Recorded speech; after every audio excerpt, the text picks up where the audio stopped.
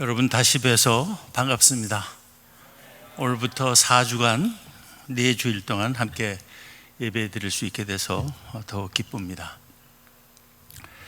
전도서의 저자는 본문 9절 첫머리에서 보듯이 자신을 지혜자라고 말하고 있고, 전도서를 시작하는 1장 1절에서는 다윗의 아들 예루살렘 왕이라고 밝히고 있습니다.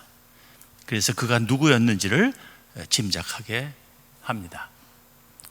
그런데 그가 자신의 신분을 언급하고 나서 전도서를 시작하며 한 첫 말은 헛되고 헛되며 헛되고 헛되니 모든 것이 헛되도다라는 것입니다. 전도서를 시작할 때만 그 말을 한 것이 아닙니다. 1장 14절에서도 내가 해 아래에서 행하는 모든 일을 보았노라. 보라, 모두 다 헛되어 바람을 잡으려는 것이로다 합니다. 2장 11절에서도 그 후에 내가 생각해 본즉 내 손으로 한 모든 일과 내가 수고한 모든 것이 다 헛되어 바람을 잡는 것이며 해 아래서 무익한 것이로다 하고, 또 2장 17절에서도 이러므로 내가 사는 것을 미워하였노니 이는 해 아래서 하는 일이 내게 괴로움이요 모두 다 헛되어 바람을 잡으려는 것이기 때문이로다 합니다. 전도자는 헛되다는 말을 하며 바람을 잡는 것 같다는 표현을 좋아합니다. 여러분, 바람을 한번 잡아보세요. 바람이 잡힙니까? 안 잡힙니다. 아무리 빨리, 아무리 빈틈없이 잡으려 해도 바람은 잡히지 않습니다. 잡은 것 같지만 보면 손 안에 아무것도 없습니다. 그러니 바람을 잡으려는 수고는 오직 헛될 뿐입니다. 그래서 전도자가 헛되다는 말을 하면서 바람을 잡으려는 것 같다는 표현을 쓰는 것은 역시 지혜자답다고 말하지 않을 수 없습니다. 그런데 전도자는 사람들이 이 세상에서 살며 좋게 여기고 행하며 추구하는 모든 것이 다 헛되다고 전도서 전체에 걸쳐서 반복합니다. 그리고 전도서의 거의 끝부분인 오늘 본문 첫 절에서 그는 결론적으로 다시 한번 선언하기를 헛되고 헛되도다, 모든 것이 헛되도다 합니다. 마치 모든 것이 헛된 줄 알아야 지혜 있는 자라고 강조하는 것 같습니다. 그렇다면 모든 것이 헛됨을 반복해서 말하는 전도서를 허무주의적인 책이라고 해야 하겠습니까? 그럴 수는 없습니다. 허무주의적인 책은 하나님의 말씀인 성경 속에 들어올 수 없을 것이기 때문입니다.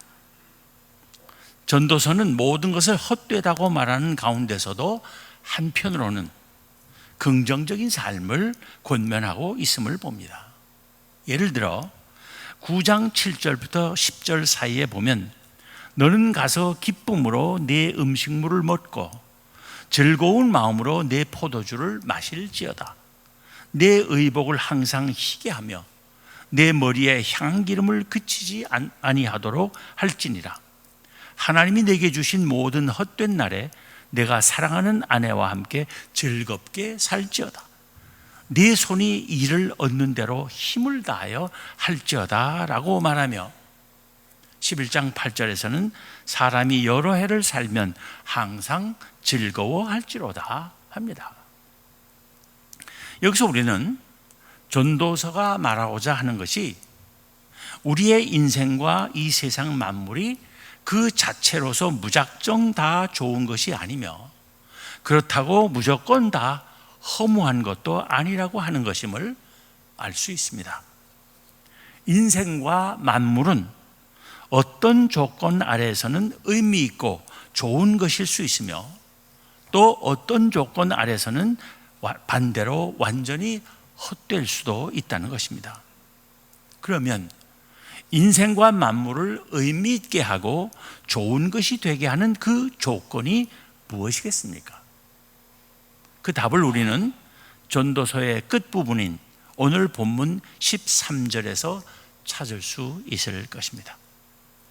일의 결국을 다 들었으니 하나님을 경외하고 그의 명령들을 지킬지어다. 이것이 모든 사람의 본분이니라. 하나님을 경외하고 그의 명령을 지키는 것이 누구에게 있어서나 그 인생과 세상 만사가 의미 있고 좋은 것이 되기 위하여 행할 사람의 본분이라는 것입니다. 전도자가 모든 것을 헛되다고 말하는 것은 허무주의를 설파하기 위함이 아니라 인생을 사는 사람들의 눈을 이 세상 자체에 두지 않고 이 세상을 지으시고 다스리시는 하나님께 향하게 하기 위한 것입니다. 9장 1절에서 보듯이 모든 인생이 다 하나님의 손 안에 있으며 9장 9절에서 보듯이 평생의 모든 날이 다 하나님께서 주시는 것임을 깨우쳐 주기 위한 것입니다.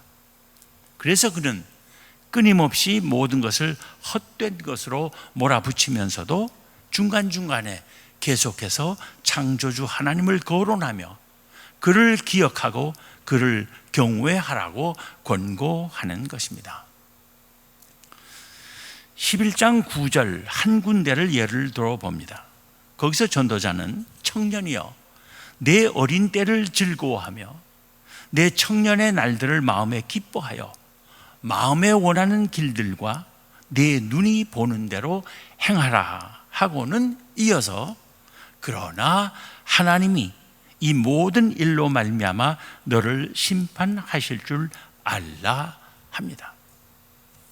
이처럼 전도서는 하나님을 알지 못하고 하나님과 상관없이 하나님의 뜻에 거슬려서 행하는 모든 것은 헛될 뿐임을 깨우치는 책입니다.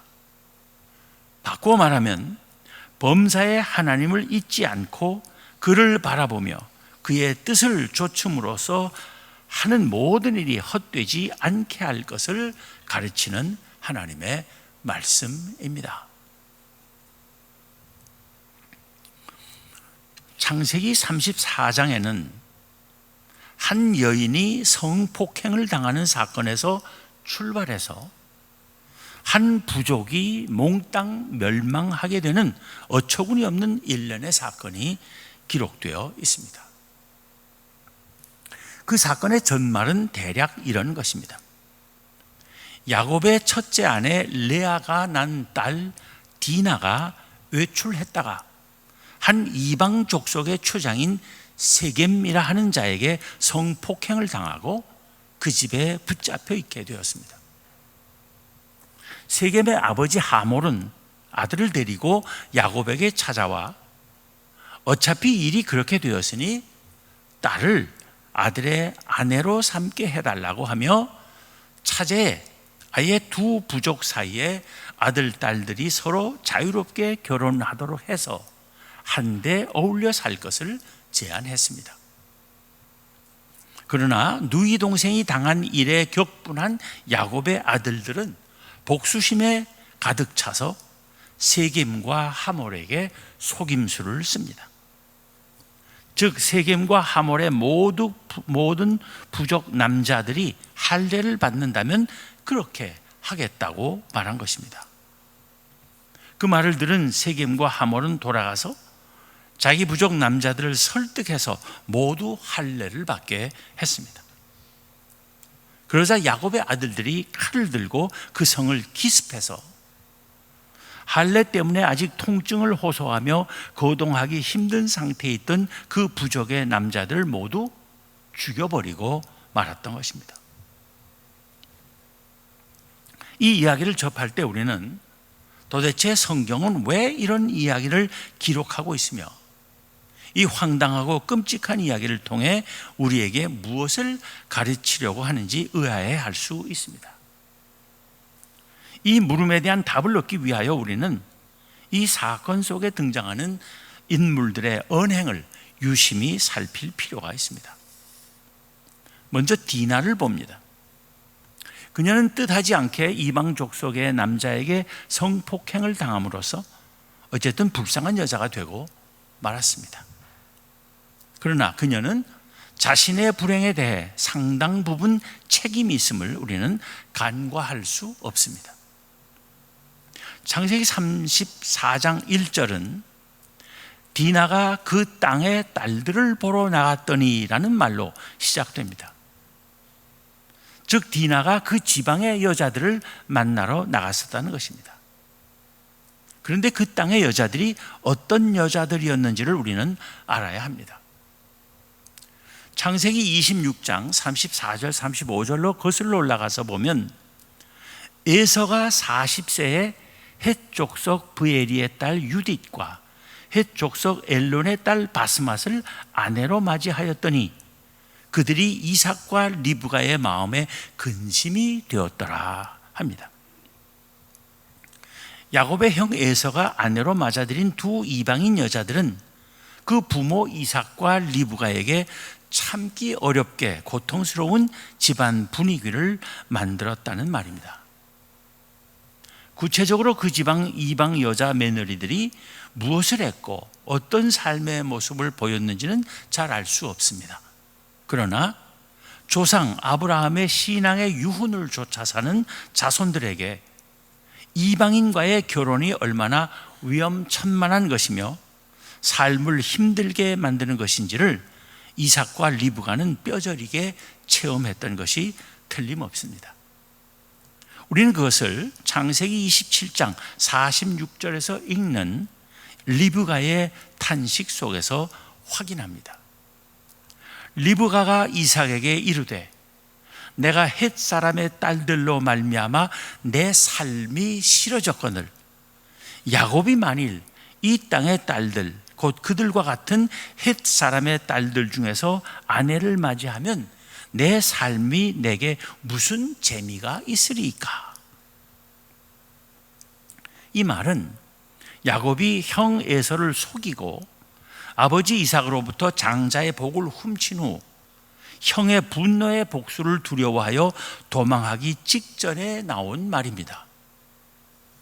그런데 느닷없이 그 땅의 이방 여자들에 대한 말이 튀어나온 것으로 볼 때 장자의 복을 도적질 당한 일 때문에 에서도 에서지만 아마도 그의 헷 족속 아내들이 에서보다 더 펄펄 뛰었던 것이 아닌가 생각됩니다. 내가 헷 사람의 딸들로 말미암아 내 삶이 싫어졌다 하는 리브가의 탄식은 그래서 나온 것이리라 생각됩니다. 그래서 리브가는 특별히 사랑하는 아들 야곱마저 그 땅의 이방 여자와 결혼하는 것을 보느니 차라리 죽는 것이 낫겠다는 생각을 했을 것입니다. 이런 리브가의 마음을 알았기에 이삭은 떠나가는 야곱을 불러 창세기 28장 1절 2절에서 보는 대로의 당부를 했을 것으로 보입니다. 너는 가나안 사람의 딸들 중에서 아내를 맞이하지 말고 일어나 밧단 아람으로 가서 내 외조부 부두엘의 집에 이르러 거기서 네 외삼촌 라반의 딸 중에서 아내를 맞이하라. 따라서 짐작컨대 부모들로부터 이방 여자와 혼인하지 말라는 유훈을 단단히 받은 야곱은 자기 자식들에게도 이방 여자와의 접촉을 경계하는 훈시를 주었을 것이 틀림없다고 보아야 할 것입니다. 그런데 디나는 조상의 신앙을 좇는 가문의 전통과 규율을 어기고 이방 여자들의 행실과 삶의 모습을 더 동경하여 그들을 만나 어울려 다녔던 것으로 추정이 됩니다. 그 결과는 이방 남자에게 성폭행을 당하여 자신의 몸을 더럽히고 가문을 욕되게 한 것이었습니다. 그 다음은 디나를 성폭행한 세겜입니다. 그는 디나에게 푹 빠져 있었고 그녀를 아내로 삼기를 원했던 것 같습니다. 그러나 비록 그가 진심으로 그녀를 사랑했다고 해도 그녀의 의사와는 상관없이 그녀를 강제로 욕보인 것은 비열하고 추악한 행위입니다. 그리고 이 이야기를 전하는 창세기 34장 그 어디에서도 그가 일방적인 힘의 우위로 디나의 순결을 빼앗은 데 대한 가책이나 진정한 사죄의 뜻을 표하는 것을 찾아볼 수 없습니다. 그저 큰 혼수와 예물을 미끼로 그녀를 사려는 데에만 열중하고 있음을 봅니다. 그 결과는 자신의 죽음뿐만 아니라 자기 부족의 모든 남자의 멸절이었습니다. 세겜의 아버지 하몰도 마찬가지였습니다. 그는 자기 아들이 디다를 너무 사랑했기 때문에 그렇게 된 것이라면서 사건을 적당히 얼버무리려고 한 것을 봅니다. 그는 한 걸음 더 나아가 아들의 잘못에 대해 야곱 가문에 큰 보상을 하는 채 하면서 오히려 야곱 일가의 전 재산을 통째로 삼켜버릴 궁리를 하고 있었습니다. 그가 자기 성읍 사람들이 할례를 받게 하기 위해서 그들에게 한 말을 들어봅니다. 창세기 34장 22절 23절입니다. 우리 중에 모든 남자가 그들이 할례를 받음 같이 할례를 받아야 그 사람들이 우리와 함께 거주하여 한 민족 되기를 허락할 것이라. 그러면 그들의 가축과 재산과 그들의 모든 짐승이 우리의 소유가 되지 않겠느냐. 그 결과는 역시 자신의 죽음과 온 부족의 불행이었습니다. 그러면 디나의 오빠들은 어떠했습니까?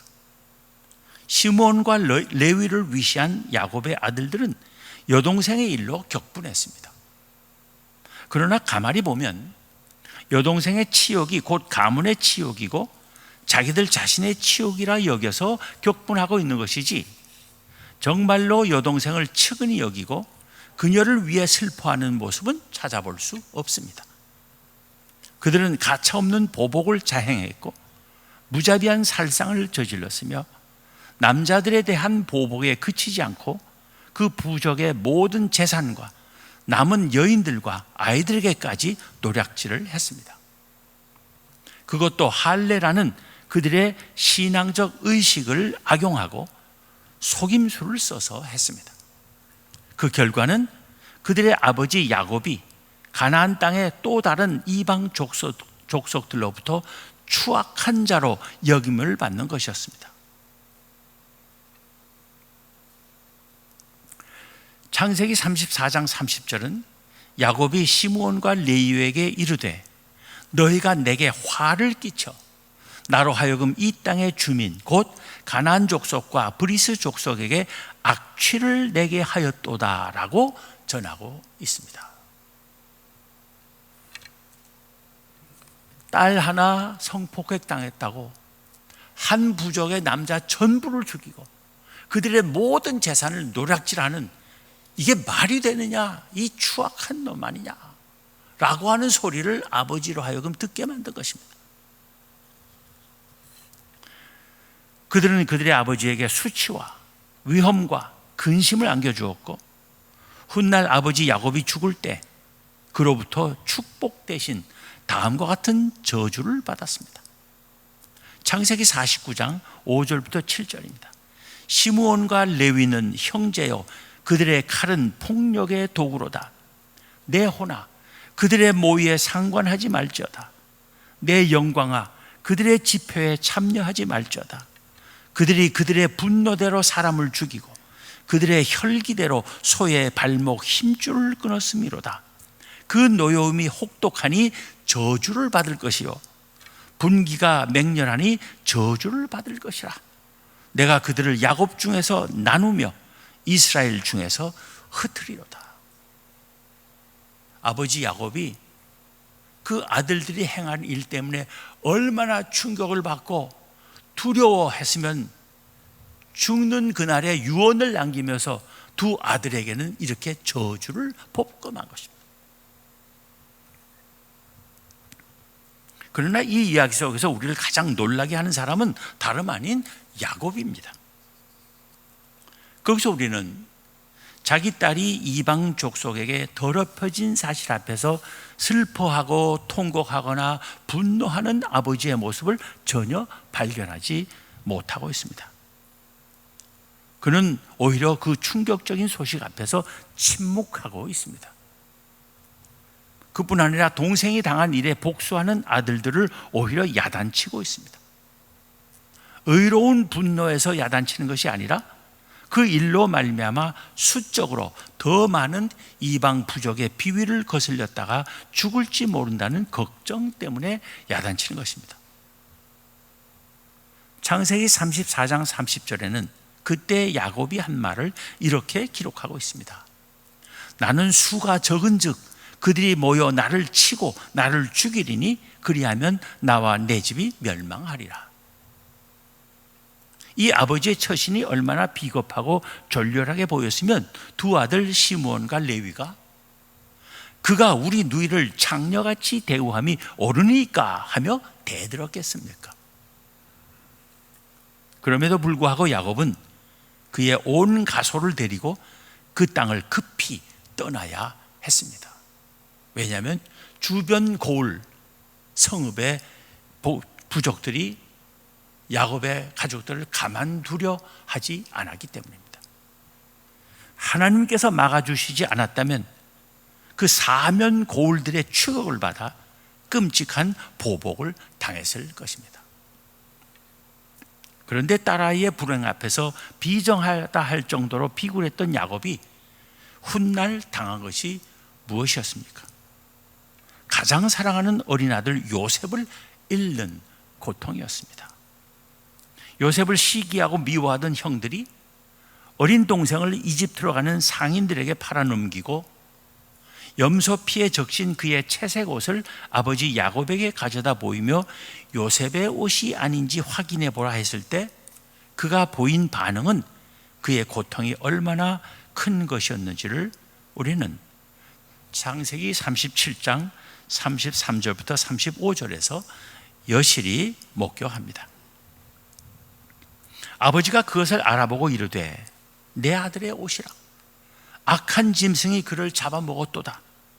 요셉이 분명히 찢겼도다 하고 그의 옷을 찢고 굵은 배로 허리를 묶어 오래도록 그의 아들을 위하여 애통하니 그의 모든 자녀가 위로하되 그가 그 위로를 받지 아니하며 이르되 내가 슬퍼하며 스올로 내려가 아들에게로 가리라 하고 그의 아버지가 그를 위하여 울었더라. 이상에서 드러나는 인간 군상은 어떤 것들입니까? 세상을 좋아하고 세상적 즐거움을 동경하는 사람, 자신을 자기 정욕에 내맡기고 자기만 좋으면 남의 의지나 감정은 무시한 채 마음대로 행동하는 사람, 물질로 모든 것을 해결하려 하고 매사를 물질에 연관시키는 사람, 인간의 혈기와 분노를 따라 행하는 사람, 자기의 명예와 생명에 대한 걱정만 할 줄 알지 남의 아픔에 작은 자의 고통과 슬픔에 냉담한 사람들입니다. 그런데 이들이 얻은 것은 무엇입니까? 치욕과 불안과 슬픔과 저주와 죽음뿐입니다. 완전한 실패와 엄청난 불행입니다. 이 창세기 34장의 이야기는 우리에게 무엇을 상기시킵니까? 하나님을 떠나서 하나님과 상관없이 행동하며 사는 사람들의 욕망과 계획과 성취가 다 허망한 것이라는 사실입니다. 여기서 우리는 다시 전도서의 가르침으로 돌아가지 않을 수 없습니다. 전도자가 2장 11절에서 뭐라고 했습니까? 그 후에 내가 생각해 본즉 내 손으로 한 모든 일과 내가 수고한 모든 것이 다 헛되어 바람을 잡는 것이며 해 아래에서 무익한 것이로다. 또 오늘 본문 13절에서는 뭐라고 합니까? 일의 결국을 다 들었으니 하나님을 경외하고 그의 명령을 지킬지어다. 이것이 사람의 본분이니라. 우리가 행하는 모든 것이 헛되지 않고 우리의 삶이 의미 있는 삶이 되기 위해서는 하나님을 경외하며 그의 말씀에 순종해야 한다는 것입니다. 이것이 오늘 우리 모두의 결론이기를 바랍니다. 기도하겠습니다.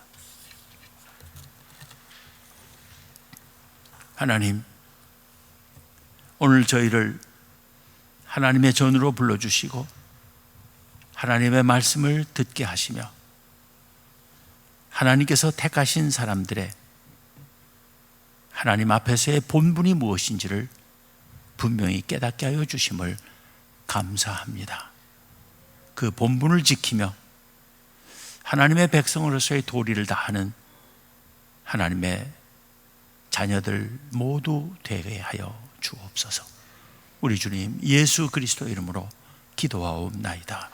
아멘.